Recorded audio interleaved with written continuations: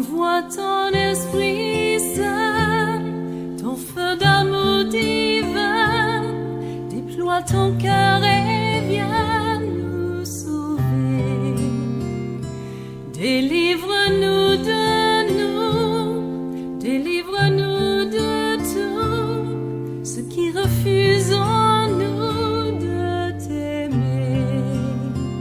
Du sang de ton agneau, déverse en nous le flot des abondantes eaux de ton pardon. Viens inonder nos vies, restaure-nous, guéris ton Église.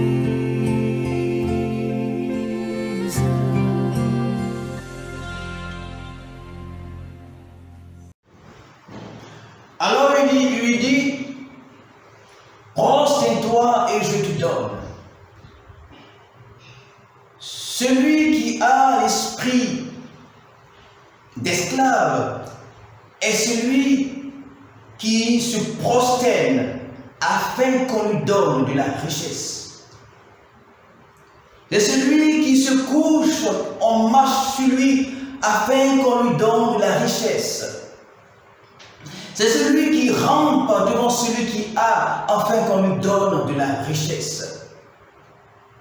Un esprit d'esclave est celui qui se soumet à celui qui a, afin d'avoir. Et je dis et je le répète, les Africains dans leur généralité, du haut jusqu'en bas, nous qui sommes prêts à nous prosterner devant ceux qui se disent plus grands que nous afin d'avoir, afin d'obtenir. C'est un esprit d'esclave, c'est la manifestation d'un esprit d'esclave. Et celui qui est esclave ne pourra rien avoir. Celui qui est esclave ne pourra jamais s'épanouir parce que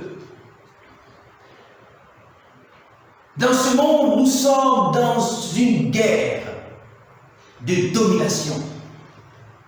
Et celui qui te domine fera tout pour te dominer, toujours pour te dominer. Ne croyez pas en ce que ces gens disent, c'est une réalité spirituelle que j'explique, que Dieu nous explique. Nous sommes dans un monde en conflit, depuis que Satan est tombé sur la terre, et depuis que Dieu a voulu faire l'homme à son image, selon sa ressemblance, alors nous sommes dans un conflit entre le camp de Dieu et le camp du diable. Et le camp de Dieu, n'est-ce pas, et le camp du diable, n'est-ce pas, qui a pris les clés du trésor du monde, est prêt à faire des compromissions, à mener les gens à se compromettre, à se soumettre à eux, à rentrer dans les clans, dans leur groupe, afin d'avoir. L'esprit d'esclave est cet esprit qui amène les Africains à pouvoir, n'est-ce pas, écoutez, voici, n'est-ce pas, ce qui fait le buzz aujourd'hui sur les réseaux sociaux. Satan vient et Satan te dit ceci: prosterne-toi, avilis-toi, sois comme un animal, dis-moi que tu es un animal, dis-moi que tu n'es rien, dis-moi que tu es semblable à un animal. Voici le plan du diable afin de t'avilir. Il dit, si tu deviens comme un animal, si tu deviens comme rien, je te donnerai. Prosterne-toi, je te donnerai. Couche-toi, ouvre la bouche afin que je dis défèque, pour te démontrer que tu n'es rien. Et tu dis oui, fais-le parce que je ne suis rien en réalité. C'est cela un esprit d'esclave. Satan dira à Jésus, prosterne-toi, je te donnerai. Couche-toi, que je t'imbibe de mes excréments, je te donnerai. Voici la mentalité des Africains. Et ils vont comprendre que c'est cela, l'esprit d'esclave. Et ils vont comprendre que celui qui domine met en place des stratégies, des ruses, des politiques afin de te maintenir esclave. Car le jour où tu n'es plus esclave, lui, il n'est plus un homme puissant, il n'est plus dominateur. C'est pourquoi ceux qui disent qu'ils prêchent Jésus-Christ, ils doivent comprendre ces réalités. Ceux qui disent qu'ils connaissent Dieu, ils doivent comprendre ces réalités. Ceux qui disent qu'ils ont des diplômes théologiques, bibliques et autres, doivent comprendre ces réalités. Notre objectif, c'est de relever relever les hommes et leur donner la mentalité de Jésus-Christ de Nazareth. C'est cela notre objectif. Notre objectif n'est pas le bien-être social. Notre objectif n'est pas le bien de ce monde. Notre objectif n'est pas la prospérité de ce monde. Je vous dis que nous sommes dans un défi. Le défi, c'est que Dieu veut faire l'homme à son image, selon sa ressemblance, afin qu'il domine. Dans la domination que Dieu veut, il y a le règne de Dieu. Je finis avec ça.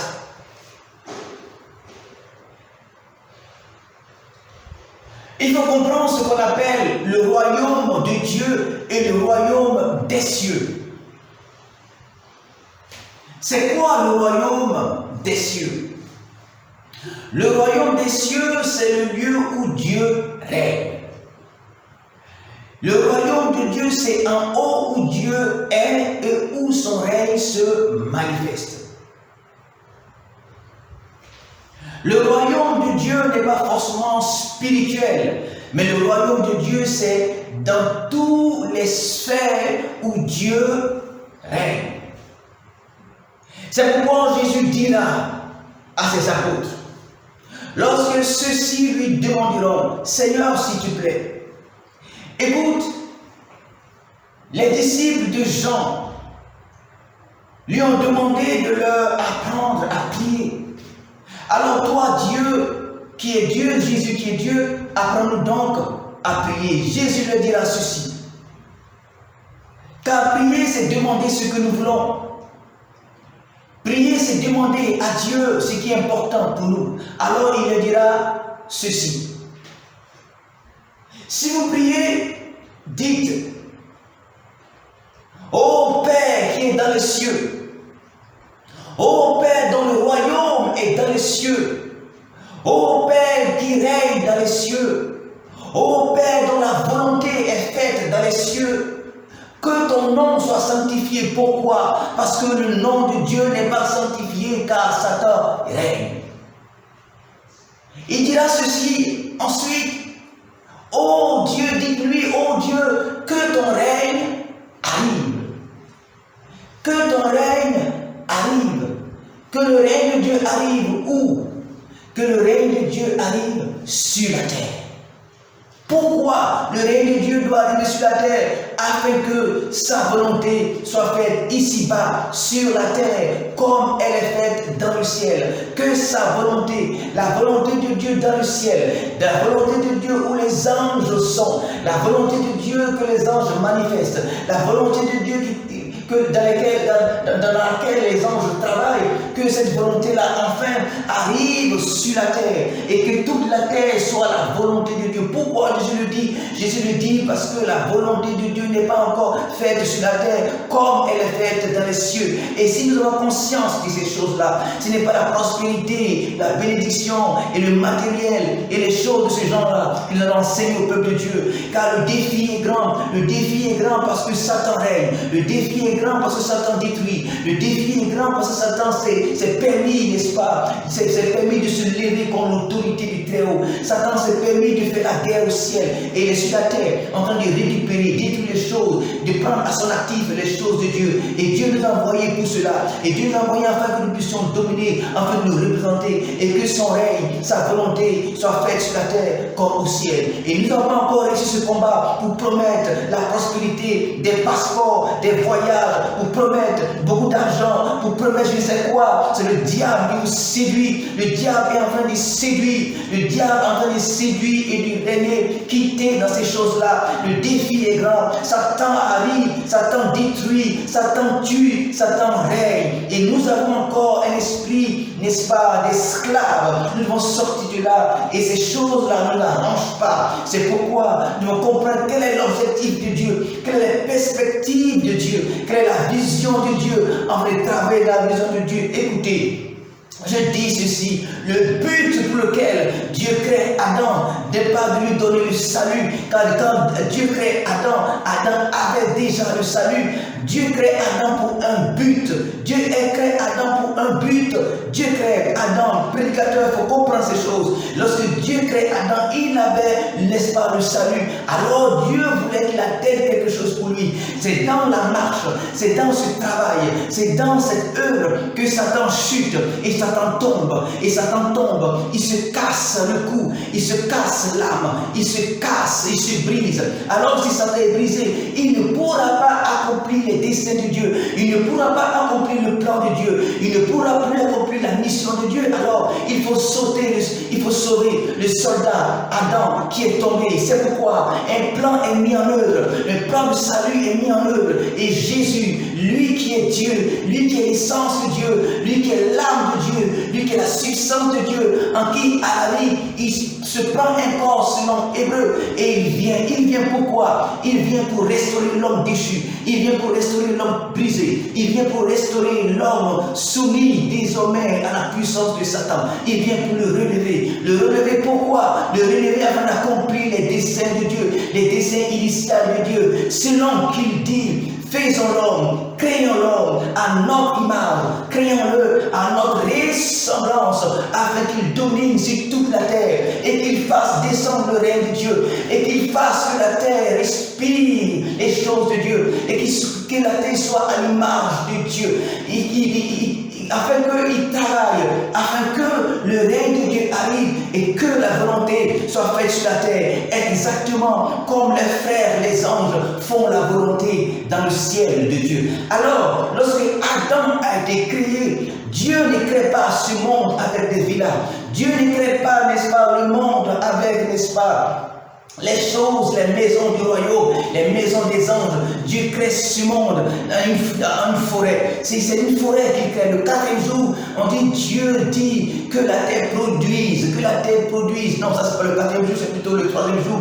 Car le 4e jour, Dieu a créé les astres. Le 3e jour, Dieu dit que la terre produise, n'est-ce pas, des plantes, des herbes, et qu'ils aient en eux la sémence. Voilà, donc toute la terre était la nature. Les gens pourraient appeler ça, n'est-ce pas, la nature jurassienne. Et c'était la nature qui avait couvert, n'est-ce pas, toute la surface de la terre. Dieu n'a pas construit des maisons. Adam devait construire des maisons. Adam devait construire une société. Adam devait construire des royaumes. Adam devait sortir de la terre des choses qu'il a vues de Dieu, que Dieu leur a communiqué, que Dieu leur a donné. Ces choses qu'Adam aura fait seraient la manifestation du règne de Dieu, la manifestation du royaume de Dieu version naturelle, du royaume de Dieu dans lequel nous serons, et Dieu serait avec nous sur la terre. C'est pourquoi dans les derniers temps la Bible déclare que ce monde il le détruira. Pourquoi il le détruira? Afin de recréer les choses comme il a fait au temps d'Adam,